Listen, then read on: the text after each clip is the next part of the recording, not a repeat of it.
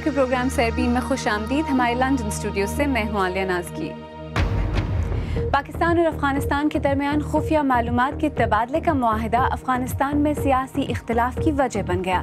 اعتماد کیسے بحال ہو سکتا ہے؟ طالبان کے لیے جو پناہ گاہ ہے اسے ختم کر دیں. طالبان کے لیے جو یہ مالی امکانات ہیں اگر اسے ختم کر دیں تو ہمارے اعتماد اور بھی بڑھ جائے گا. عالمی سطح پر فٹ بال کے انتظامی ادارے فیفا میں کرپشن کے الزامات کے بعد سوئٹزرلینڈ میں متعدد سینئر اہلکاروں کی گرفتاریاں. اور ملیے گا حسن ابدال میں غاروں کے باسیوں سے جو فیصلہ نہیں کر پا رہے کہ صدیوں پرانا طرز زندگی جاری رکھیں یا عام گھروں میں چلے جائیں. افغانستان میں قومی اتحاد کی حکومت کو پاکستان کی خفیہ ایجنسی ISI کے ساتھ خفیہ معلومات کے تبادلے اور تربیت کے حالیہ معاہدے نے بظاہر منقسم کر دیا ہے. افغانستان کی قومی سیکیورٹی کونسل نے واضح کیا ہے کہ اس معاہدے کو تیار کرنے میں اس کا کوئی کردار نہیں ہے. وہیں صدر ڈاکٹر اشرف غنی کے حکومت میں شراکت دار اور چیف ایگزیکٹو آفیسر عبداللہ کے حلقوں نے بھی اس سمجھوتے کو مسترد کرتے ہوئے اس پر نظر ثانی کا مطالبہ کیا ہے. اسلام آباد سے ہارون رشید کی رپورٹ.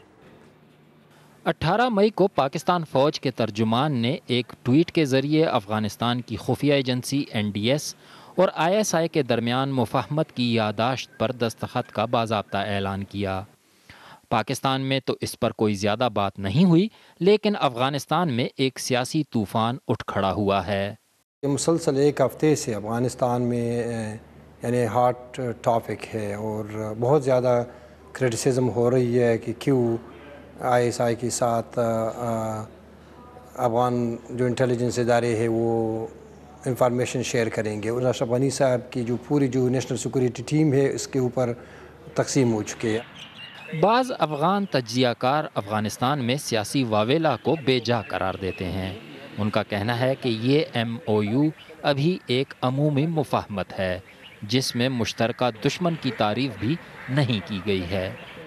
یہ تعریف اس کی نہیں کی گئی ہے کہ آیا مشترکہ دشمن ہمارا طالبان ہے، آیا مشترکہ دشمن TTP ہے، آیا مشترکہ دشمن بلوچ سیپریٹسٹ ہے، آیا مشترکہ دشمن انڈیا ہے. اس کے اوپر حکومتی اہلکار بیٹھیں گے اور بحث کریں گے اور اس کے اوپر ایک دوسرے کی رائے لیں گے، تب جا کر یہ ایک معاہدے کی شکل اختیار کر لیں گے.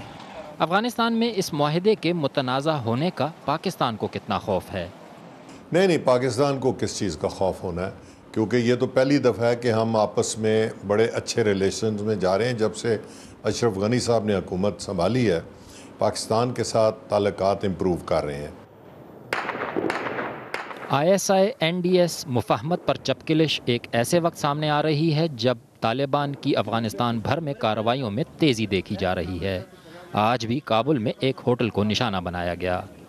طالبان کے بڑھتے ہوئے دباؤ اور دولت اسلامیہ کے اس خطے میں خطرے سے کئی لوگوں کا خیال ہے کہ دونوں ممالک کے درمیان اس قسم کے معاہدوں کو سیاست کی نظر نہیں کرنا چاہیے. ہارون رشید، BBC نیوز، اسلام آباد. افغانستان کے نائب وزیر خارجہ حکمت خلیل کرزئی نے BBC کے ساتھ ایک خصوصی انٹرویو میں کہا ہے کہ دونوں ممالک کے درمیان تعلقات میں بہتری کا انحصار پاکستان کی جانب سے شدت پسندوں کی پناہ گاہوں اور مالی وسائل کے خاتمے پر ہے. BBC پشتو سروس کے طاہر خان نے ان سے پہلے پوچھا کہ تعلقات میں بہتری کیسے آئی. افغانستان کے لوگوں نے بہت قربانی دی ہے اور ایسے ہمیں بھی ایسا لگتا ہے کہ پاکستان ایک حالت تک پہنچ گئی ہے کہ ان کو یہ یقین ہو گیا ہے کہ انہوں نے یہ قربانیاں جو دی ہے ان کا یہ جو راستہ ہے اسے ختم کرنا چاہیے. یہ آہستہ آہستہ جو اعتماد بڑھ رہا ہے یہ اس لیے بڑھ رہا ہے کہ افغانستان نے ایک کھڑکی یا ایک دروازہ کھولا ہے. اگر ہم نے پاکستان سے ایسے اقدامات یا ایسے قدم جس سے دونوں ملک کے فائدے ہوں نہیں دیکھیں تو ہو سکتا ہے یہ دروازہ بند ہو جائے. وزیر اعظم نواز شریف گئے تھے کابل اسی ماہ. انہوں نے وہاں افغان طالبان کی مذمت کی. اگر وزیر اعظم نواز شریف کے اس مذمت کی اور ان بیانات کی کے بعد بھی اگر طالبان صلح کے عمل میں شامل نہیں ہوتے، امن کے عمل میں شامل نہیں ہوتے، پھر افغانستان کا پاکستان سے مطالبہ یا خواہش کیا افغان حکومت کی ہوگی؟ دیکھیے، جب میاں نواز شریف افغانستان آئے تھے، ان کی باتوں سے افغان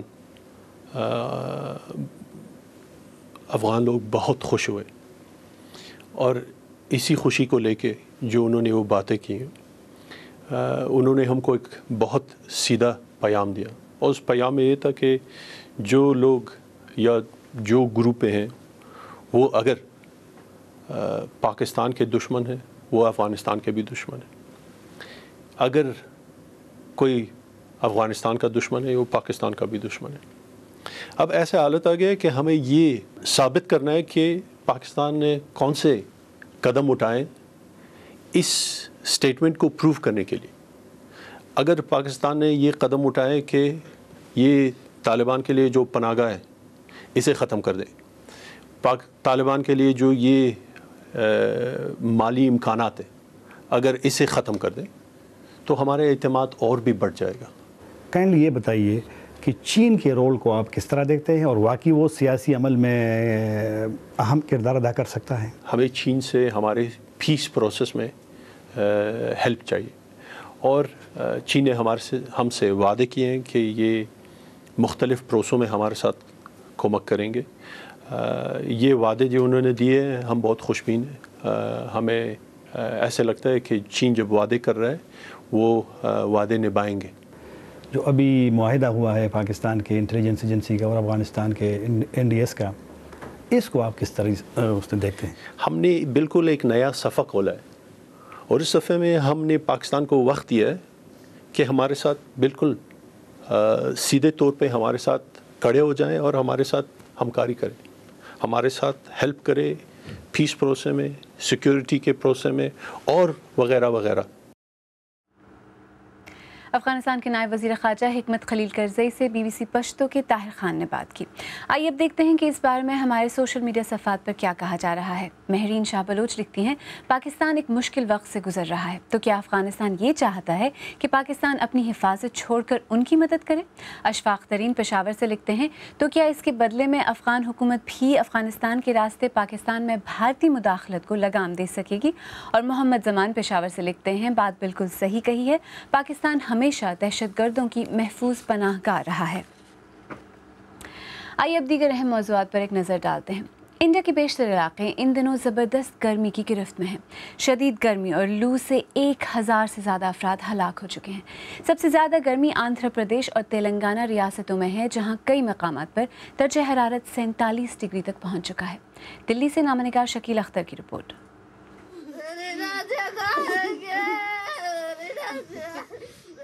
شدید گرمی کی لہر سے صرف آندھرا اور تلنگانہ ریاست میں تقریباً 1000 افراد ہلاک ہو چکے ہیں۔ ہزاروں لوگ ہسپتال پہنچ رہے ہیں۔ گرمی سے ہلاک ہونے والوں میں بیشتر وہ ہیں جو دھوپ اور شدید گرمی میں مزدوری کر رہے ہیں۔ مجبوری ہے، یہ تو دھوپ ہو کہ چاہے کچھ بھی ہو، ہر کام کرنا تو پڑے گا۔ اب مجبوری جائی ہے کہ اب مزدوری کر کے گئے اور اب جا رہے ہوتے، اب بتاؤ کہاں کرو جائے۔ مزدوروں کو گرمی سے بچانے کے لیے کئی جگہ احتیاطی قدم اٹھائے گئے ہیں۔ نیمبو پانی ہو گیا، آپ کا ORS کا گول ہو گیا، یہ سب پریکاشن لے کے کرنا پڑتا ہے، کرتے ہیں۔ ٹیمپریچر تو بہت ہے۔ محکمہ موسمیات کا کہنا ہے کہ درجہ حرارت مسلسل زیادہ رہنے سے مئی جون میں اس طرح کی گرمی کی لہر پیدا ہو جاتی ہے۔ گرمی سے سڑکیں سنسان ہیں، لوگ مختلف طریقوں سے اپنی پیاس بجھانے کی کوشش کر رہے ہیں۔ دارالحکومت دلی میں بھی کئی روز ٹیمپریچر 45 ڈگری تک پہنچا، لیکن اس شدید گرمی میں اچھی خبر یہ ہے کہ مانسون اپنے وقت پر 30 مئی کو کیرلا پہنچ جائے گا۔ شکیل اختر، BBC نیوز، دلی۔ پاکستان کے وفاقی تحقیقاتی ادارے FIA نے جعلی ڈگریوں کے معاملے میں انفارمیشن ٹیکنالوجی کی کمپنی ایگزیکٹ کے سربراہ شعیب شیخ کے خلاف مقدمہ درج کر لیا ہے۔ کراچی میں ایگزیکٹ کے دفتر میں ہزاروں سادہ ڈپلوما اور دیگر دستاویزات ملی تھیں۔ شعیب شیخ کو جمعرات کو عدالت میں پیش کیے جانے کا امکان ہے۔ ایمنسٹی انٹرنیشنل نے فلسطینی تنظیم حماس پر اپنے ہی لوگوں کو اغوا کرنے، ان پر تشدد کرنے اور انہیں قتل کرنے کا الزام لگایا ہے۔ انہوں نے کہا کہ گزشتہ سال اسرائیل کے خلاف جنگ کے دوران حماس نے اپنی حریف پارٹی فتح کے لوگوں کو بھی تشدد کا نشانہ بنایا تھا۔ محققین کا کہنا ہے کہ انہوں نے جلد کے کینسر کا ایک نیا علاج ڈھونڈا ہے۔ اس علاج کے ذریعے ہرپیس نامی وائرس کو جینیاتی طور پر تبدیل کر کے جسم میں انجیکٹ کیا جائے گا، جس سے ٹیومرز کو بڑھنے سے روکا جا سکے گا۔ بی بی سی اردو کے پروگرام سیربین میں آگے چل کر دیکھیے گا، فٹ بال کی بین الاقوامی گورننگ باڈی فیفا میں کرپشن کے الزامات اور گرفتاریوں پر ایک رپورٹ۔ اور چلے گا حسن ابدال کے ان غاروں میں جہاں برس ہا برس سے لوگ رہائش پذیر بھی ہیں اور دور دور سے سکون کی تلاش میں بھی آتے ہیں۔